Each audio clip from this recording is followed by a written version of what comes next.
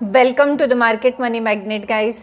आज यहाँ इस वीडियो में हम बात करने वाले हैं कि जो पीएसयू स्टॉक्स है, ये पीएसयू स्टॉक में इन्वेस्टर्स का इंटरेस्ट कुछ ज़्यादा ही देखने को मिल रहा है।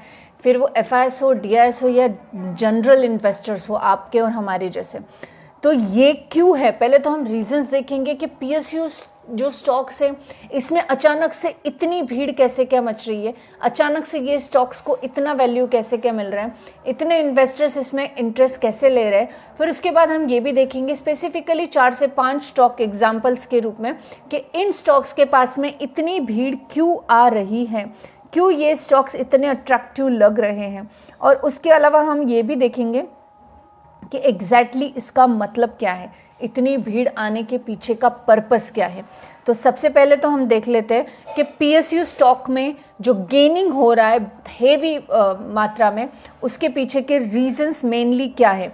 तो सबसे पहला रीज़न जो देखने को मिलता है पीएसयू स्टॉक के इतने अट्रैक्शन की ओर, वो है उनका वैल्यूएशन वर्सेस प्राइवेट पीयर्स।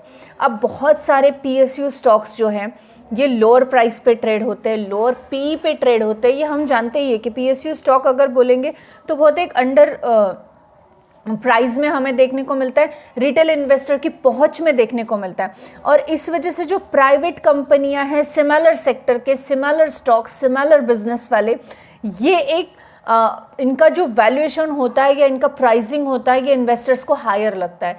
तो इस वजह से जो प्राइस का कंपैरिजन अगर कोई इन्वेस्टर्स कर इन्वेस्ट करने की कोशिश करता है तो डेफिनेटली वो पीएसयू की तरफ एक उनका अट्रैक्शन बन जाता है, क्योंकि सेम सेक्टर में, सेम स्टॉक में उनको कम दाम में पीएसयू स्टॉक मिलता है।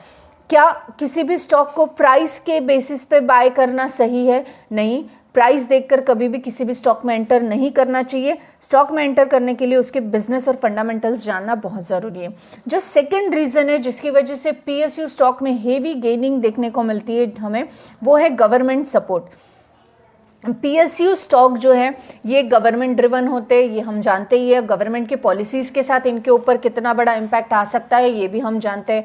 तो गवर्नमेंट का सपोर्ट और रिफॉर्म और स्ट्रैटेजिक इम्पोर्टेंस जो है ये भी इनको एक अट्रैक्टिव वैल्यूएशन की तरफ ले जाता है, ये अट्रैक्शन का पॉइंट बनाता है, हम ये बोल सकते हैं। अब पीएसयू जो सेक्टर है ये कंसिडर होते हैं क्रिटिकल, जैसे क्रिटिकल सेक्टर्स में energy sector, power, defence, infrastructure, banking, ये सभी पीएसयू स्टॉक में हमें एक अट्रैक्टिव वैल्यूएशन के साथ देखने को मिलते हैं। अब गवर्नमेंट की पॉलिसीज, कैपिटल इन्फ्लुएंस या उसके अलावा रेगुलेटरी सपोर्ट, ये सब जो है लॉन्ग टर्म स्टेबिलिटी और ग्रोथ प्रोस्पेक्टस की तरफ से बहुत ही अट्रैक्टिव हम लगता है रिटेल इन्वेस्टर को या इंस्टीट्यूशनल इन्वेस्टर्स को। इस वजह से भी पीएसयू स्टॉक की तरफ जो अट्रैक्शन है ये हमें ज़्यादा देखने को मिलता है। जो थर्ड रीज़न है वो है strong dividend pay outs plus stable cash flow. यहाँ पे बहुत सारे पीएसयू जो हैं वो कंसिस्टेंसी से डिविडेंड पे करते हैं, हम ये जानते ही हैं। और उस वजह से इन्वेस्टर्स को लगता है एक स्टेडी इनकम वो जनरेट कर पा रहे हैं, स्पेशली अनसर्टन टाइम में, अनसर्टन मार्केट में भी एक स्टेडी इनकम हमें डिविडेंड के थ्रू मिलता है। और पीएसयू स्टॉक में एक बहुत ही अट्रैक्टिव पॉइंट उनका डिविडेंड भी देखने को मिलता है। जो फोर्थ पॉइंट हमें देखने को मिलता है वो मिलता है सेक्टोरियल टेलविंड, यानी एनर्जी, इंफ्रास्ट्रक्चर, डिफेंस, बैंकिंग और रेलवे। ये जो सेक्टोरियल है, ये सेक्टोरियल के सब्स्टिट्यूट्स हमें बहुत ही कम मिलते हैं। जैसे रेलवे स्टॉक जो है, अब इसको अब सिमिलर कोई और सेक्टर, रेलवे का सेक्टर हमें देखने को नहीं मिलता, रेलवे के स्टॉक हमें देखने को नहीं मिलते, वो हमें सिर्फ पीएसयू में देखने को मिलते हैं, प्राइवेट स्टॉक्स में वो देखने को नहीं मिल रहे। डिफेंस में आजकल प्राइवेट कंपनियों की एंट्री हमें कुछ कुछ सेगमेंट्स में देखने को मिलती है, फिर भी जो मेन डिफेंस के स्टॉक्स है वो हमें पीएसयू में ही देखने को मिलते हैं। तो एक सेक्टोरियल मोनोपोली जो है गवर्नमेंट की तरफ से पीएसयू स्टॉक में, ये हमें यहाँ पे देखने को मिलती है। अब यहाँ पे डिफेंस मोनेटाइजेशन हो गया, बैंकिंग का इम्प्रूवमेंट, जो सेक्टोरियल हेल्थ है, ये भी हमें पीएसयू के फेवर में जाता हुआ देखने को मिलता है। और ये एक जो पीएसयू स्टॉक्स है इनको अट्रैक्टिव बनाता है। इसके अलावा जो फिफ्थ एंड लास्ट रीजन है वो है इंस्टीट्यूशनल इन्वेस्टर्स जो है ये एग्रेसिवली एक्यूमुलेट कर रहे हैं। रिसेंट डाटा ऐसा बताता है कि जो एफआईआई है और डीआईआई है, इन्होंने हेवी स्टेक बाय किया है पीएसयू स्टॉक्स में। 2025 का पूरा ईयर का अगर हम डाटा निकालेंगे तो इंस्टीट्यूशनल इन्वेस्टर्स ने पीएसयू स्टॉक में जो है एक अच्छा खासा बाइंग हमें यहाँ पे उनका देखने को मिल रहा है। एनालिसिस्ट के हिसाब से भी अगर बात करें तो एक स्टैंडर्ड लेगेसी प्लेयर्स जो है ये हमें पीएसयू में देखने को मिलते हैं। अब ये तो हुई पीएसयू की तरफ इतना अट्रैक्ट क्यों है इंस्टीट्यूशनल इन्वेस्टर्स या रिटेल इन्वेस्टर्स, लेकिन हम अभी यहाँ पे देखेंगे कि कुछ ऐसे पीएसयू स्टॉक जो करंटली बिग इन्वेस्टर्स के रडार पर देखने को मिलते हैं। बिग इन्वेस्टर्स के रडार पर अगर कोई स्टॉक्स देखने को मिलते हैं तो कुछ तो अट्रैक्टिव पॉइंट्स उनमें हो सकते हैं। तो चलिए हम देख लेते हैं पहले कि ऐसे कौन से ये 5 स्टॉक्स हैं जो कि पीएसयू स्टॉक्स जो कि बिग इन्वेस्टर्स के रडार पर है। जो सबसे पहला स्टॉक इस लिस्ट में हमको देखने को मिलता है वो है भारत इलेक्ट्रॉनिक्स लिमिटेड। FIS जो है इन्होंने अपना स्टेक भारत इलेक्ट्रॉनिक्स में रिसेंटली बढ़ाया है। कंपनी की डिफेंस इलेक्ट्रॉनिक मैन्युफैक्चरिंग में काम करती है और स्ट्रॉन्ग ऑर्डर बुक के साथ एक अच्छी स्टेबिलिटी वाली मार्जिन यहाँ पे कंपनी के पास देखने को मिलती है। तो ये एक स्टॉक है जिसमें हमें पीएसयू स्टॉक जिसमें हमें जो है अच्छे खासे FI और DI इंक्रीज होते हुए देखने को मिले हैं। जो सेकेंड स्टॉक हमें देखने को मिलता है वो garden rich ship builders and engineer limited GRSE जो कि डिफेंस सेक्टर में यहाँ पे देखने को मिलता है ये पीएसयू स्टॉक।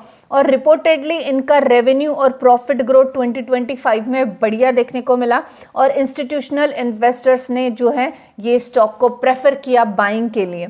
तो इस लिस्ट में जो थर्ड स्टॉक हमें देखने को मिलता है वो है NTPC। NTPC जो है ये एक major power generation PSU stock है और पार्ट है एनर्जी सेक्टर का और उसके साथ साथ एक स्टेबल और डिसेंट डिविडेंड भी देने वाला स्टॉक है। लॉन्ग टर्म डिमांड इस स्टॉक की बहुत ज़्यादा देखने को मिलती है। इस लिस्ट में जो हमारा फोर्थ स्टॉक है वो है power grid corporation India limited. अब power grid corporation India limited जो है ये इन्वॉल्व है पावर ट्रांसमिशन में और बेनिफिट है इनका इंफ्रास्ट्रक्चर पुश में और पीएसयू जो है हाई FI और DI का इंटरेस्ट इस स्टॉक में भी हमें देखने को मिलता है। इस लिस्ट में हमारा लास्ट स्टॉक है कोल इंडिया लिमिटेड। कोल इंडिया लिमिटेड जो है ये कोल एनर्जी सेक्टर में पीएसयू का स्टॉक देखने को मिलता है और इसको कंसिडर किया जाता है लॉन्ग टर्म इन्वेस्टर्स की तरफ से क्योंकि एक स्टेबल डिमांड ये स्टॉक की हमें लॉन्ग टर्म इन्वेस्टर्स में देखने को मिलती है। गवर्नमेंट का बैक्ड बिजनेस भी इसको कहा जाता है, साथ ही साथ एक अच्छा डिविडेंड पेइंग स्टॉक भी हमें ये देखने को मिलता है। अब हमने ये तो देख लिया कि कौन से स्टॉक्स है जो कि रडार पर है इन लॉन्ग टर्म के लिए या तो FIS GIS इंस्टीट्यूशनल इन्वेस्टर्स के, लेकिन इसका मतलब क्या है? क्या इसका मतलब है सारे पीएसयू स्टॉक बहुत अच्छे हैं? क्या इसका मतलब है ये सब बाय करना है या इसका मतलब एग्जैक्टली है क्या? ये इसका एग्जैक्टली इन्वेस्टर्स के लिए अगर हम मतलब निकालें तो पीएसयू स्टॉक जो है ये ब्लेंड है stability plus value plus growth potential और minus unlikely volatility, small cap और over hyped new age stocks. यहाँ पे जो पीएसयू स्टॉक्स होते हैं काफ़ी वैल्यू इनका अच्छा देखने को मिलता है, स्टेबिलिटी ब्लेंड ऑफ स्टेबिलिटी है, साथ ही साथ इनकी ग्रोथ पोटेंशियल अच्छी है, वोलेटिलिटी बहुत ज़्यादा इन स्टॉक्स में देखने को नहीं मिलती, बहुत स्मॉल कैप या ओवर हाइपेड जो है ऐसे न्यू एज वाले स्टॉक्स ऐसे भी इसमें देखने को कम मिलते हैं, लेकिन एक अच्छा पोटेंशियली ब्लेंड देखने को मिलता है। जो दूसरी चीज़ है जिस वजह से इन्वेस्टर्स का इसमें इंटरेस्ट है या तो इन्वेस्टर्स के लिए एक मीनिंग बन जाता है वो ये है कि अलग अलग इन्वेस्टर्स की पोर्टफोलियो में constructive investors looking a dividend and stability. Obviously सबका पर्पस अलग अलग है, मेरा पर्पस इन्वेस्ट करने का कुछ और हो सकता है, आपका कुछ और हो सकता है, किसी और का कुछ और हो सकता है। तो जेन्युइनली इन्वेस्टर्स का जो पर्पस है वो कंस्ट्रक्टिव इन्वेस्टर्स की बात अगर करें तो उनको डिविडेंड चाहिए होता है, साथ में स्टेबिलिटी भी चाहिए स्टॉक में।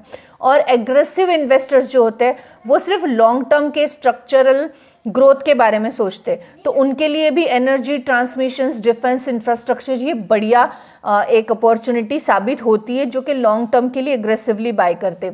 लास्ट ये है कि ये जो स्टॉक्स हैं ये विजिबली शिफ्ट होते हैं इंस्टीट्यूशनल कैपिटल की तरफ टूवर्ड्स पीएसयू, यानी स्ट्रॉन्ग नैरेटिव है कि PSU are back and this time for a good. That narrative resonate with many retail investors who train to follow a big investors move. बहुत सारे trend ऐसे होते हैं कि बिग इन्वेस्टर्स, चाहे इंस्टीट्यूशनल इन्वेस्टर्स हो या कोई बड़ा बिग बुल हो, ये जिन स्टॉक में जाएंगे उन स्टॉक को फॉलो बहुत सारे लोग करते हैं. तो यहाँ पीएसयू स्टॉक्स के साथ भी ये चीज़ हो रहा है और इस चीज़ के लिए भी हम बोल सकते हैं कि ये भी इन्वेस्टर्स के लिए मैटर करता है. तो बेसिकली आज हमने जो देखा कि पीएसयू स्टॉक में जो बहुत गेनिंग चल रही है, बिग इन्वेस्टर्स बहुत ज़्यादा बाइंग कर रहे हैं, उसके पीछे के रीजंस क्या हैं, कौन से स्टॉक है जिनमें करंटली बिग इन्वेस्टर्स के रडार पर थे, हमने ये भी देखा. साथ ही साथ what this means for investor, ये सब का मीनिंग इन्वेस्टर्स के लिए क्या निकल सकता है, हमने ये भी देखा. इसका मतलब ये नहीं है कि जो स्टॉक्स हमने एग्जांपल के लिए दोज आर द बेस्ट और आपको उसको ब्लाइंडली बाय करना है. आपको पीएसयू स्टॉक्स में डेफिनेटली कंसिडर करना है, क्योंकि पीएसयू स्टॉक्स जो है आजकल बिग इन्वेस्टर्स के रडार पर है, उसमें एग्रेसिवली बाइंग चल रही है बिग इन्वेस्टर्स की. कौन से स्टॉक्स में चल रही है, हमने 5 एग्जाम्पल देखे हैं. इसके अलावा भी आपके पास कोई एग्जाम्पल हो तो आप मुझे कमेंट सेक्शन में डेफिनेटली बता सकते हो. अगर किसी भी स्टॉक का इन 5 में से डिटेल फंडामेंटल एनालिसिस चाहिए तो आप कमेंट कर सकते हो और मैं उसके ऊपर डिटेल फंडामेंटल एनालिसिस का एक वीडियो लेकर आऊँगी.